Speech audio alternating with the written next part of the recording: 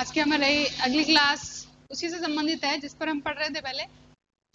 हिंदी भाषा की बोलियां पढ़ रहे थे और उसमें हम 5 विभाषाओं को और उससे निकलने वाली 17 बोलियों का अध्ययन कर रहे थे।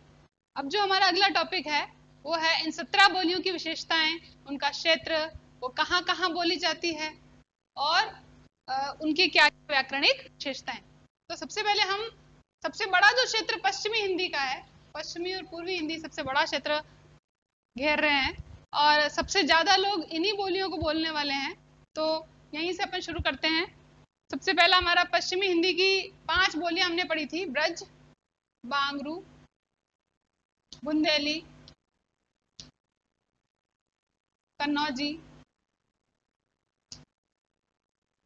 और खड़ी बोली।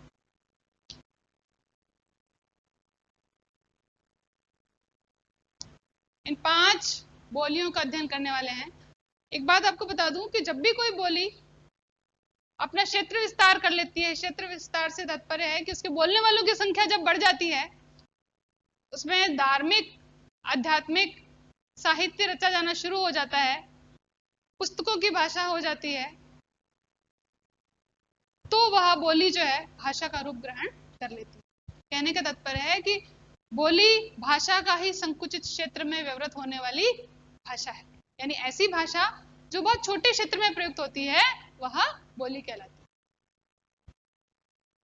अब चूंकि हम जब हिंदी साहित्य पढ़ते हैं तो हिंदी साहित्य का सबसे बड़ा काल है हमारा भक्ति काल, यानी मध्यकाल जिसे कहा जाता है। और भक्ति काल की 2 प्रमुख भाषाएं हैं, एक है ब्रज और दूसरी है अवधी। तो सबसे ज्यादा साहित्य इन 2 भाषाओं में ही रचा गया। हम सबसे पहले ब्रज की बात कर लेते हैं कि ब्रज कौन कौन से क्षेत्र में बोली जाती है और कहाँ कहाँ व्यवहृत होती है। तो शुरू करते हैं कि पश्चिमी हिंदी की प्रमुख बोली है, ये आप सभी को पता है। प्रमुख बोली क्यों? क्योंकि इसके बोलने वालों की संख्या 1.5 करोड़ से भी ज्यादा है। आगरा, मथुरा, अलीगढ़,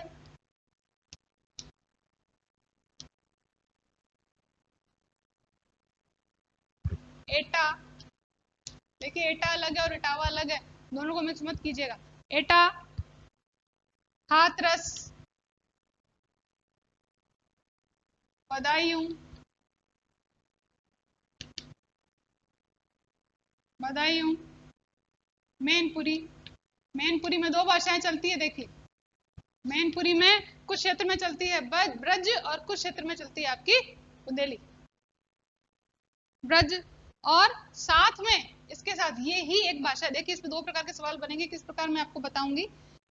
साथ में एक चलती है दूसरे राज्य में बोली जाती है, कहाँ? हरियाणा में, गुड़गांव के कुछ क्षेत्र में भी बोली जाती है। और तीसरा राज्य भी कवर करती है हमारा राजस्थान, जो कि है उसका अलवर, भरतपुर। अब देखिए सवाल कैसे बनता है कि ब्रज भाषा बोले जाने वाले क्षेत्रों के नाम लिखिए। तो आप इन क्षेत्रों के नाम लिखते हैं, ठीक है। दूसरा सवाल ये बनता है कि ऐसी कौन सी भाषा है जो राजस्थानी विभाषा से निकली हुई नहीं है फिर भी राजस्थान में बोली जाती है। तो ये बोली कौन सी? ब्रज। यानी कि ब्रज वो बोली है जो राजस्थान के भी कुछ इलाके में बोली जाती है। कौन सा क्षेत्र है ये? मेवात क्षेत्र कहते हैं इसको अपन। यहाँ पर मेवाती बोली जाती है, लेकिन अलवर भरतपुर का जो हिस्सा उत्तर प्रदेश से स्पर्श करता है वहां पर ब्रज बोली जाती है। तो ब्रज भाषा सर्वाधिक क्षेत्र को कवर कर रही है। सर्वाधिक बोलने वाले बोलियों में सर्वाधिक लोग जिस भाषा को बोलते हैं वो है आपकी ब्रज। अब साथ साथ इसके बारे में भी सुन लीजिए कि हम मध्यकाल से शुरू करते हैं। ब्रज भाषा हमारे भक्ति काल, जिसे मध्यकाल भी कहा जाता है, वहां से शुरू होती है और मध्यकाल से चल करके आधुनिक काल जो कि 1900 से शुरू हो रहा है, भारतेंदु युग से भी आगे, भारतेंदु युग से भी आगे जो चल रहा है, भारतेंदु युग 1875 तक खत्म मामला, लेकिन ये जो है आगे तक भी चल रहा है। अब इसको थोड़ा सा अपन समझ लेते हैं कौन कौन से कवियां। जितना भी कृष्ण काव्य है तो कृष्ण काव्य के अंदर मुख्य कवि कौन से आ गए?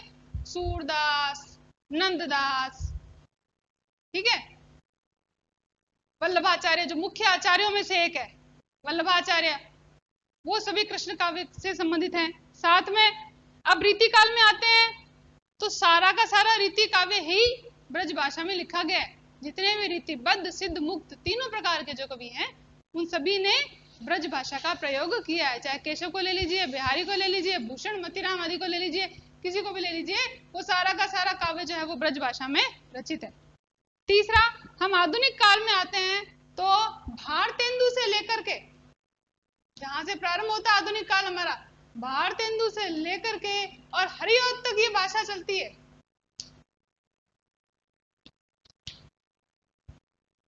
और सत्यनारायण कवि रत्न आदि, वो सभी भारतेंदु युग के तो समस्त कवि खड़ी बोली का प्रयोग तो कर ही रहे थे, लेकिन उसके साथ साथ ब्रज का प्रयोग भी कर रहे थे। देखिए, कोई भी भाषा अचानक उद्भूत नहीं हो जाती और अचानक खत्म नहीं हो जाती, ठीक है। अगर वो पहले से चल रही है तो आधुनिक युग आते आते उसका थोड़ा स्वरूप आधुनिक काल में भी देखने को मिलता है। और बहुत ही उत्कृष्ट काव्य जो है इसका, इस उद्धव शतक आदि इसी काल में लिखे गए आधुनिक काल में, और वो सारे के सारे ब्रज भाषा में लिखे गए। हम रामचंद्र शुक्ल का नाम लेते हैं तो उनका भी लाइट ऑफ एशिया का जो अनुवाद है वो ब्रज भाषा में किया हुआ है। तो ब्रज भाषा एक तो बहुत लंबे क्षेत्र में, बहुत बड़े क्षेत्र में व्यवहृत हो रही थी, साथ में बहुत लंबे काल तक चली, इसलिए इस भाषा को, इस बोली को मुख्य बोली के रूप में गिना जाता है। देखिए, बार बार भाषा यूं निकल जाता है मुझे, क्योंकि मैंने आपको बताया कि बोली जब बड़े विस्तृत क्षेत्र में प्रयुक्त होती है तो भाषा का रूप ग्रहण कर लेती है, और यहाँ पर ब्रज का क्षेत्र विस्तृत होता चला गया। न सिर्फ ये लंबे समय तक प्रयुक्त हो रही है, बल्कि ये 3 राज्यों में भी बोली जाने वाली भाषा है। तो सवाल ये भी होता है कि अलवर भरतपुर में राजस्थानी के अलावा कौन सी भाषा बोली जाती है, कौन सी बोली बोली जाती है?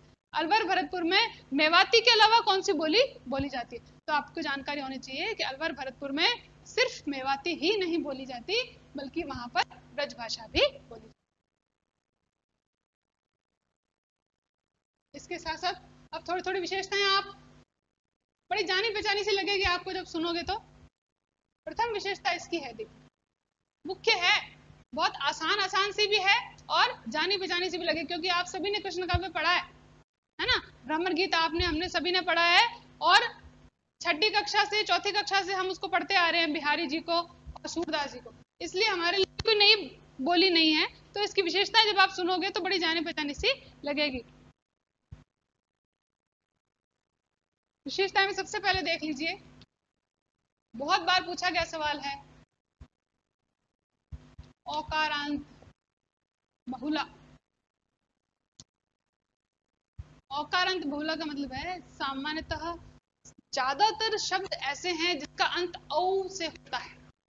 कैसे? करो,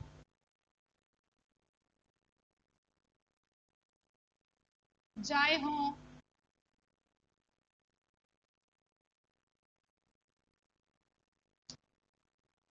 ठीक है, और साथ में गयो, मैया मैं तो चंद खिलौना ले हो। तो शब्द का जो अंत है, औकारांत, यानी शब्दों का अंत औ से हो रहा है। तो डायरेक्ट सवाल पूछा जाता है कि निम्न में से कौन सी बोली है जो औकारांत है? 4 बोलियों के नाम दे दिए, तो आपको जानकारी होनी चाहिए जो ब्रज जो है वो औकारांत है।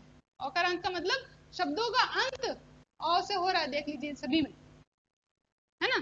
दूसरा है इसका उत्तम पुरुष एक वचन।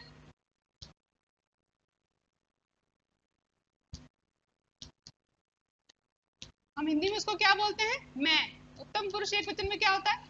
मैं। और ब्रज में क्या चलेगा? हो। हो गैया चराहन जय हो। हो मतलब मैं, ठीक है। तीसरी विशेषता, क्यों जो बोला जाता है हिंदी में, ब्रज में क्या बोला जाएगा? क्यों।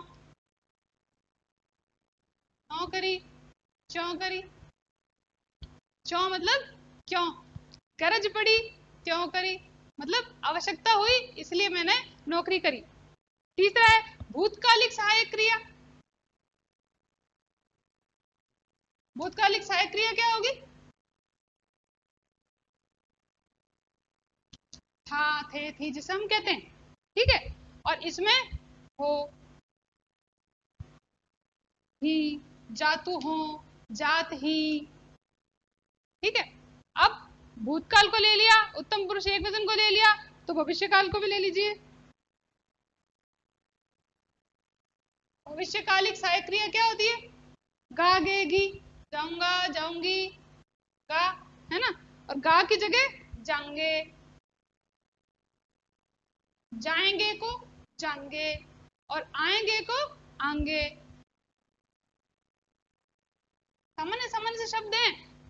आप कालों को ले लीजिए, सामान्यतः भाषाओं में, बोलियों में उत्तम पुरुष एकवचन को ले लीजिए, और अंत की उसमें सर्वाधिक शब्दों को का अंत किस प्रकार हो रहा है उसको देख लीजिए, तो आपकी व्याकरणिक विशेषताएं आपके सामने खुल करके आ जाएगी।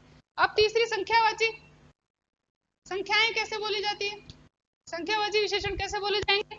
एकु, द्वय, तीनी, चारी, द्वय, तीनी, चारी, इस प्रकार चलती है गिनती। मुख्य मुख्य विशेषताएं, इससे ज्यादा आपको लिखने की आवश्यकता नहीं है, क्योंकि सवाल इस पे छोटा ही बन रहा है, और छोटे सवाल में यही पूछा जा रहा है कि ब्रज भाषा की विशेषताओं को बताइए। छोटा सवाल। ब्रज भाषा के क्षेत्र को बताते हुए विशेषताओं को बताइए। बड़ा सवाल। ब्रज भाषा किस अपभ्रंश से निकल रही है? छोटा सवाल। ब्रज भाषा किस विभाषा से निकल रही है? छोटा सवाल। ब्रज भाषा जिस विभाषा से निकल रही है उसकी अन्य बोलियों के नाम? छोटा सवाल।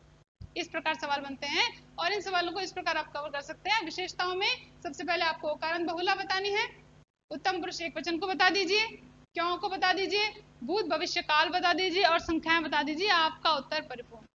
ठीक है, अगली बोलियों की चर्चा हम अगली कक्षा में करेंगे। Thank you.